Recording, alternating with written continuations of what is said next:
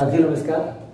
देखिए कुछ remainder theorem से संबंधित कुछ छोटी छोटी प्रॉब्लम्स सामने आ रही हैं, तो उन प्रॉब्लम्स को मैं थोड़ा सा समझाने के लिए ये छोटी सी वीडियो बना रहा हूँ कि कैसे हम इन छोटी छोटी प्रॉब्लम से बच सकते हैं।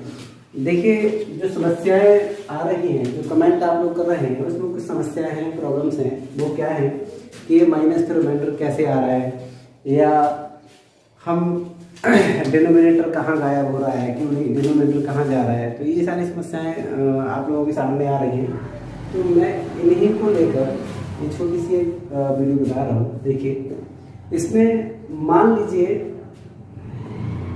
हम 8 को हम 7 से भाग करते हैं, तो 8 को जब हम 7 से भाग करेंगे तो यहाँ 7 से इसका हम ये देखेंगे कि 7 से इसका जो भाग जा रहा है वो कितनी बार जा रहा है, एक बार जा रहा है। 7 एकम 7, तो रिमाइंडर यहाँ पर कितना बचेगा, 1 बचेगा, प्लस का बचेगा, है ना। तो यहाँ जो रिमाइंडर हमारा बच रहा है वो प्लस का 1 बच रहा है। लेकिन अगर हम इससे कोई बड़ा नंबर लें, छोटा नंबर तो हमारा 7 हो गया, 8 से छोटा नंबर 7 हो गया। इससे अगर हम कोई बड़ा नंबर अगर हम ले रहे हैं, तो बड़ा नंबर जो होता है वो 14 होता है। 7 से अगर हम भाग करेंगे तो ये 14 से कितना कम है, तो यहाँ जो रिमाइंडर माइनस में अगर आएगा तो वो माइनस का 6 आएगा। ठीक है। अच्छा, इसी तरह से जैसे मान लीजिए अगर हम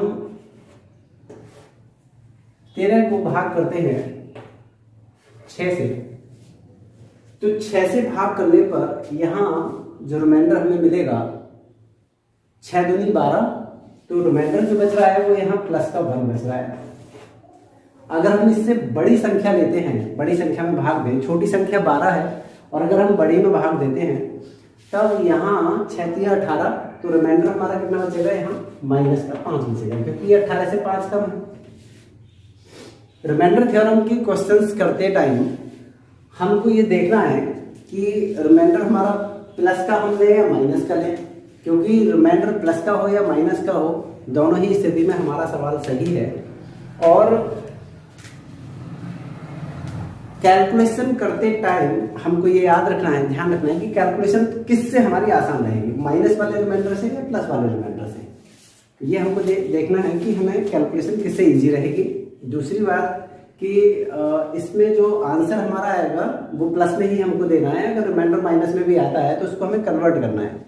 तो ये कन्वर्ट कैसे होता है, ये समस्या भी आ रही है।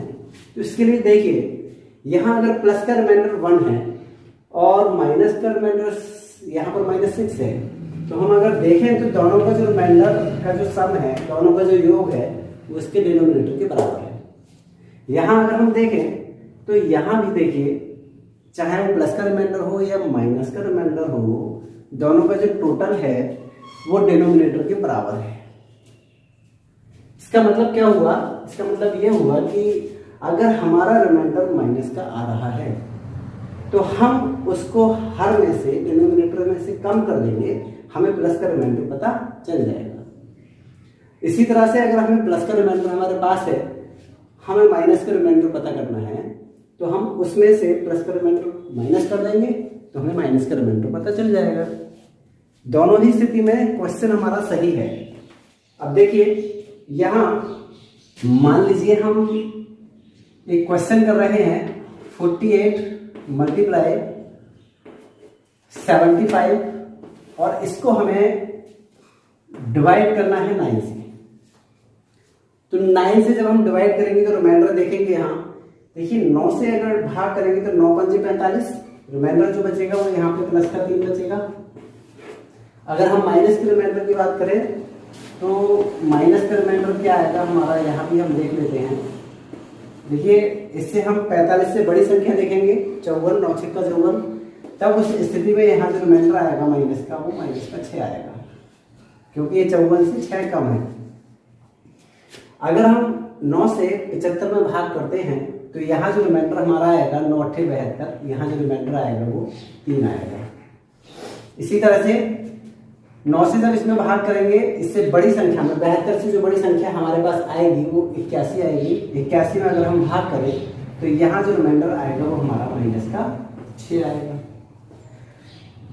अब एक बात मुझे आप ये बताओ कि जब हम भाग करते हैं किसी भी संख्या में, 9 एकम 9, अगर 3 बचा, ये रिमाइंडर है हमारा, तो हमें डिनोमिनेटर से कोई मतलब नहीं होता है। डिनोमिनेटर कहाँ गया, इस क्वेश्चन में तो पूछना गलत है बिल्कुल, क्योंकि रिमाइंडर में डिनोमिनेटर का कोई मतलब नहीं है। हम केवल इसमें डिवाइड करके देखते हैं और जो हमारा रिमाइंडर आएगा वो हम लेंगे, ना कि डिनोमिनेटर। चलिए अब देखिए यहाँ पे हम मल्टीप्लाई करेंगे, 3 तिया 9, तो ये कितना आएगा, 9 आएगा और ये 9 आएगा।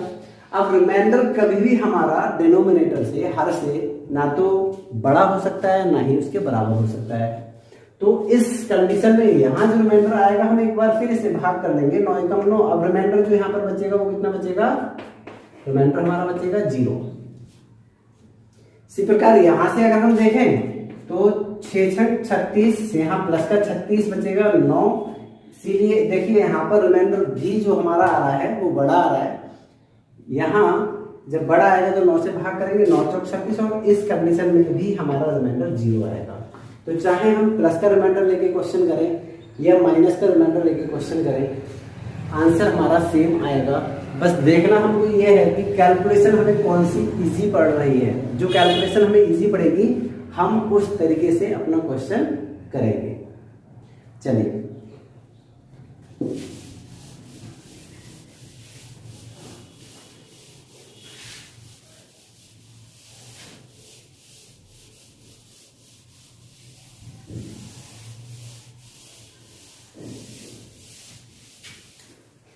देखिए, आज एक नया टॉपिक आपको मैं स्टार्ट करने जा रहा हूं कि किसी भी संख्या में हम इकाई का अंक कैसे ज्ञात करते हैं।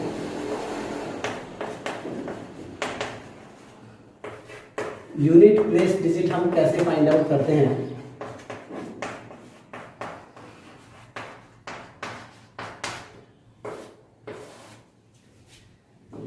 यूनिट प्लेस डिजिट यानी कि यूपीडी कैसे फाइंड आउट करेंगे। देखिए, अगर हमसे पूछा जाए कि 2075 इसमें इकाई का अंक बताइए, बहुत सिंपल है, बता देंगे, सभी बता देंगे कि इकाई का अंक इसमें 5 है।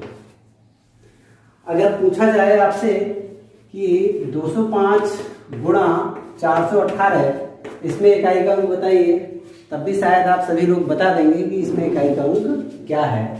ऐसे क्वेश्चंस में हम क्या करेंगे, इसका जो इकाई का अंक है और इसका जो इकाई का अंक है, इन दोनों की हम मल्टीप्लाई कर लेंगे। 5 अट्ठे 40, और 40 में जो इकाई का अंक आ रहा है वो हमारा 0 आ रहा है, तो इसमें इकाई का अंक हमारा 0।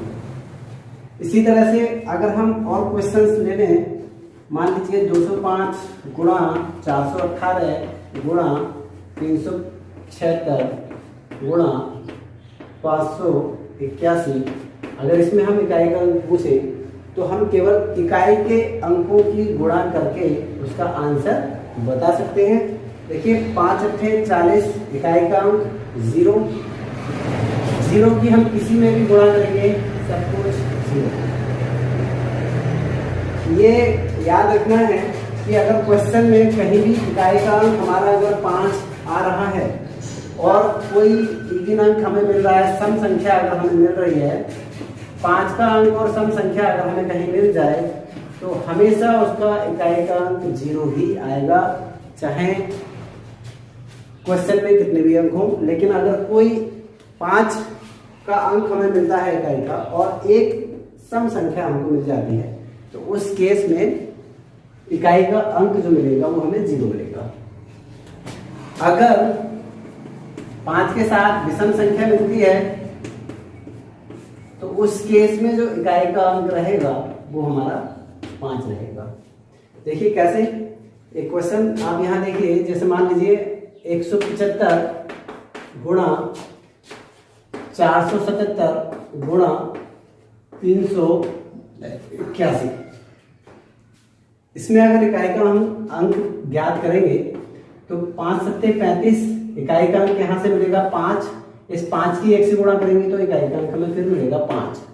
तो 5 के साथ अगर विषम संख्या हमको मिल रही है तो इकाई का अंक 5 होगा, और 5 के साथ अगर हमको सम संख्या मिल रही है तो उसका इकाई का अंक 0 होगा। 5 वाले केस में ये बात हमको याद रखनी है।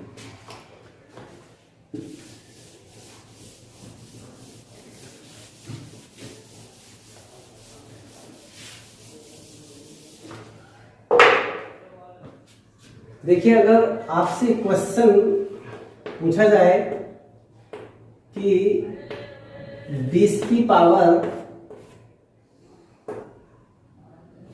45, इसमें इकाई का अंक बताइए। इसमें इकाई का जो अंक होगा वो क्या होगा? तो 20 की पावर 45 में इकाई का अंक क्या होगा?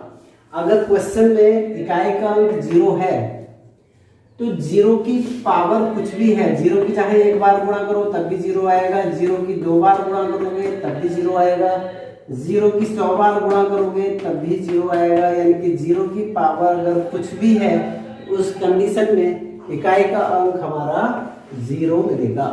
तो अगर इकाई का अंक 0 है, पावर कितनी भी है, इकाई का अंक 0 रहेगा।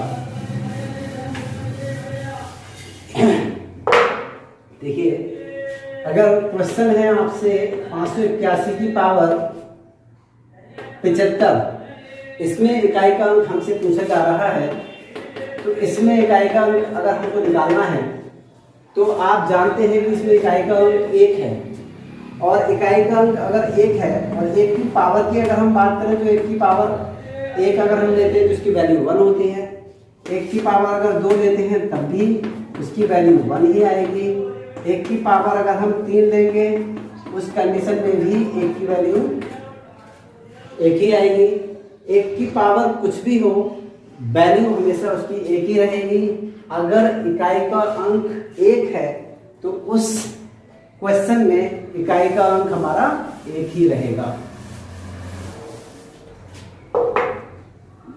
देखिए, मान लीजिए आपसे पूछा जाए कि 6085 की पावर 488, इसमें इकाई का अंक बताइए। तो इसमें जो इकाई का अंक होगा, देखिए इसमें इकाई का अंक 5 है, तो 5 की पावर अगर 1 होता है तो उसकी वैल्यू 5 होती है, 5 की पावर अगर 2 होती है तो उसकी वैल्यू 5 गुणा 5, उसकी वैल्यू 25 होती है, 5 की पावर अगर 3 होती है तो 5 गुणा 5 गुणा 5, इसकी वैल्यू 125 होती है।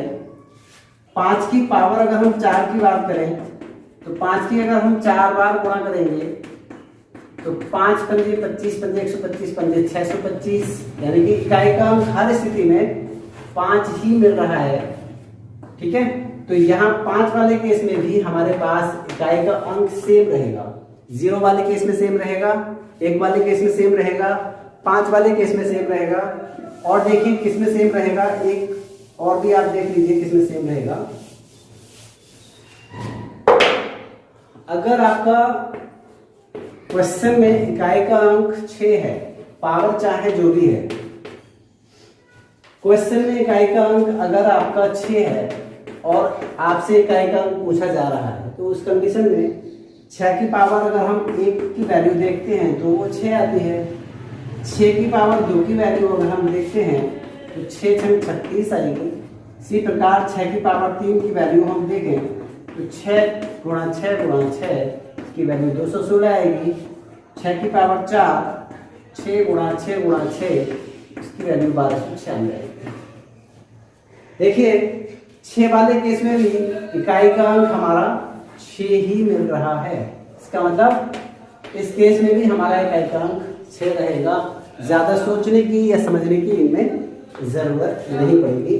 तो हमने अभी आपको जो अंक बताए, देखिए कौन कौन से अंक आपको हमने बताए हैं जिनमें इकाई का अंक परिवर्तित नहीं होता है। 0 वाले केस में कोई परिवर्तन नहीं होगा, 1 वाले केस में कोई परिवर्तन नहीं होगा, 5 वाले केस में कोई परिवर्तन नहीं होगा और 6 वाले केस में भी कोई परिवर्तन नहीं होगा। ये 4 डिजिट अगर आपको इकाई के अंक में मिलती हैं तो आप इनके आंसर्स बिना सोचे समझे लगा सकते हैं। सेम इनका आंसर रहेगा, जो भी इकाई का अंक है वही रहेगा। देखिए अब अगर मान लीजिए इन अंकों के अलावा कोई और अंक आते हैं तब इकाई का अंक क्या होगा। मान लीजिए आपका क्वेश्चन है 1082 की पावर 488, इसमें अगर आपसे इकाई का अंक पूछा जा रहा है तो अब इकाई का अंक हम निकालेंगे। तो देखिए यहाँ इकाई का अंक क्वेश्चन में 2 है, तो जब इकाई का अंक क्वेश्चन में 2 होता है तो हम जरा 2 की पावर के बारे में देखते हैं। 2 की पावर 1 जो होती है उसकी वैल्यू 2 होती है। 2 की पावर 2 की जो वैल्यू हम देखते हैं तो 2 मल्टीप्लाई 2 इसकी वैल्यू 4 आएगी। 2 की पावर 3 2 गुणा 2 3 बार हम गुणा करेंगे, इसकी वैल्यू 8 आएगी। 2 की पावर 4 इसकी वैल्यू अगर हम देखते हैं तो 2 गुणा 2 इसकी पावर 2 की पावर 4 की वैल्यू हमारे पास 16 है। और अगर हम 2 की पावर 5 की वैल्यू देखें तो 2 गुणा 2 देखिए इसकी वैल्यू आती है 32। तो हम यहाँ क्या देखते हैं कि यहाँ से 2 जो है यहाँ रिपीट हो रहा है। 2 की पावर 1 के बाद जो वैल्यू इसकी रिपीट हो रही है वो 2 की पावर 5 से रिपीट हो रही है, मतलब कि 2 की पावर 4 तक कोई वैल्यू रिपीट नहीं हो रही है। तो ये हमारे पास ऐसे क्वेश्चंस में हम क्या करेंगे, जब भी हमें 0 1 5 6 के अलावा और कोई भी अंक अगर मिलते हैं तो ऐसे कंडीशन में हमें जो पावर है उस पावर को 4 से भाग करना है। अब पावर को जब हम 4 से भाग करेंगे तो देखिए 4 एकम 4 4 दूनी 8, फिर ये 8 डाल लिया 4 दूनी 8। यहाँ शेषफल हमारा क्या बच रहा है 0। तो शेषफल हमारा 0 बचेगा तब क्या होगा, देखिए अगर शेषफल 1 बचता है इस कंडीशन में तो इकाई का अंक 2 होता। शेषफल अगर 2 बचता तो इकाई का अंक 4 होता। शेषफल अगर 3 बचता तो इकाई का अंक 8 होता। और शेषफल अगर 4 बचे या 0 बचे, 4 बचे या 0 बचे तब शेषफल तब इकाई का अंक हमारा 6 होगा। अब 4 या 0 का क्या मतलब है, शेषफल 4 अगर बच रहा है तो इसका मतलब क्या हुआ, 4 से 4 में डिवाइड पूरा चला जाएगा ना, 4 एकम 4, तो 0 बचे या 4 बचे एक ही बात है। शेषफल अगर 0 बचे या 4 बचे तब इकाई का अंक जो होगा हमारा 6 होगा। तो यहाँ हमारे पास शेषफल 0 बच रहा है, इसका मतलब इकाई का अंक हमारा कितना होगा 6।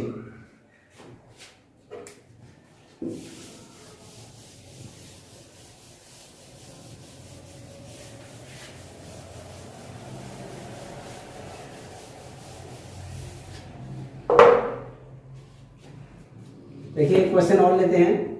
783 की पावर 215, इसमें भी हम क्या करेंगे, जो पावर है इसको हम 4 से भाग करेंगे। अब 4 से भाग करने पर जो हमारे पास शेषफल बच रहा है वो देखिए 4 पंजे 20, 1 बचा, 5 उतार लिया, 4 3 12, शेषफल हमारे पास यहाँ 3 बच रहा है। अब इस कंडीशन में हम क्या करेंगे, देखिए 3 की पावर 1 3 होता है, 3 की पावर 2 3 गुणा 3 3 3 9 होता है, और 3 की पावर 3 3 गुणा 3 गुणा 3 3 3 9 27 होता है, और 3 की पावर 4 3 गुणा 3 गुणा 3 गुणा 3 ये 81 होता है। तो अगर शेषफल 1 बचे तब शेषफल तब इकाई का अंक 3, शेषफल 2 बचे तो इकाई का अंक 9, शेषफल 3 बचे तो इकाई का अंक 7, और शेषफल 4 बचे या 0 बचे उस कंडीशन में इकाई का अंक 1। तो यहाँ शेषफल हमारा 3 बच रहा है, इसलिए इकाई का अंक हमको यहाँ पर जो मिलेगा वो 3 मिलेगा, यही हमारा आंसर होगा। हमें थोड़ी ये वैल्यूज याद रखनी पड़ेंगी, इनकी पावर की जो वैल्यूज हैं ये हमें याद रखनी पड़ेंगी। और यहाँ से हमें ये ध्यान रखना पड़ेगा कि शेषफल अगर 1 बच रहा है तो वैल्यू क्या आएगी, तब इकाई का अंक क्या आएगा, है ना। और अगर 2 बच रहा है तो इकाई का अंक क्या आएगा। ना भी याद रखें तो हम क्या कर सकते हैं, हम सीधे सीधे गुणा करके भी हम इसका पता लगा सकते हैं। देखिए बहुत सिंपल सी बात है, 3 अगर 1 शेषफल बच रहा है तो हमारे पास इकाई का अंक 3 है। अगर 2 शेषफल बच रहा है तो 3 3 9 है।